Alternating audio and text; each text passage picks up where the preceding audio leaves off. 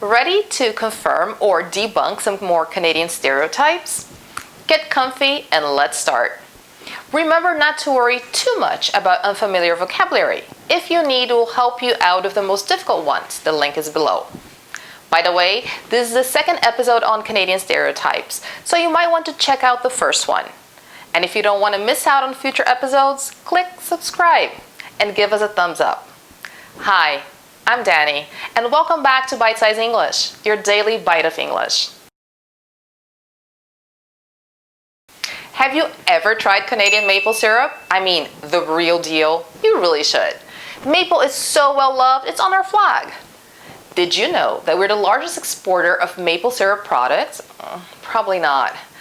Anyways, besides the syrup, we have maple butter, maple sugar, maple cookies, maple ice wine, maple sugar candy, maple tea, maple bacon. Yeah, you get the picture. However, most Canadians will stick to maple syrup for breakfast to top pancakes and waffles. Like some people, I'll also occasionally use syrup instead of sugar when baking and making my delicious salmon teriyaki. So this stereotype, although tasty, is completely inaccurate. Like football in the US or soccer in Brazil, there's little doubt that hockey is a Canadian favorite. When hockey season starts, it will take center stage in any conversation as millions are glued to the TV watching their team hit the ice. Not to brag, but the Toronto Maple Leafs are the most popular team in Canada. Many kids will get a pair of skates as early as 2 years old and will likely continue hockey practice until they're in their teens. Having said that, in the last few years, hockey has been the third or fourth choice for kiddos, with swimming and soccer coming first, especially in bigger cities. Maybe that's because it's an expensive sport. Buying the equipment and joining a league may cost anywhere from $1,000 to $5,000 Canadian dollars, and it gets more expensive as children get older. Another reason may be that bigger cities are undoubtedly more multicultural, and different cultures bring different preferences. So, this stereotype is kinda true. Chances are you never heard of Tim Hortons, so let me properly introduce you.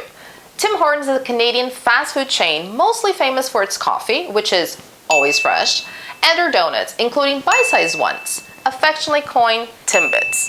The company was founded by a Canadian hockey player by the name of Tim Horton. Let me just say something here. I don't know if it's just me, but I've always found ordering coffee in Canada, or in the US for that matter, a daunting task. If you go anywhere, Europe, South America, and stop by a coffee shop, you have a good number of options, right? Espresso, cappuccino, you may choose small or large, but you won't get to pick every single thing that goes into your coffee. You're not the one calling the shots. That's the barista's job. But once you venture into some coffee shops in North America, this is what happens. I want a tall mocha latte, 12 pumps vanilla, sugar-free, a splash of hazelnut, extra caramel drizzle, and absolutely no foam. Seriously? I have to admit, though, that for North American standards, Timmy's does make our life easier. It's basically choose size, type of drink, and additives like cream or sugar. But of course, that's for newbies or tourists. If you're a regular, you'll just grab a double-double and be on your way. Besides being proudly Canadian and having a more straightforward menu, Tim Hortons is a house favorite because it's affordable and it's everywhere. I mean everywhere. Just stand somewhere high and you'll probably see one.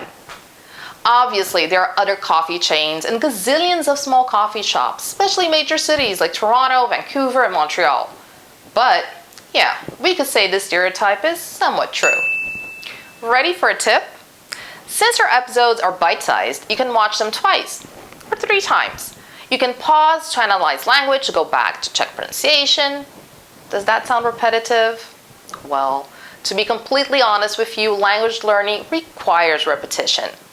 Think of a child learning a language, or how many times you had to hear and repeat certain expressions or grammar structures before getting them right and internalizing them. That's also why we've made the exercises short and to the point.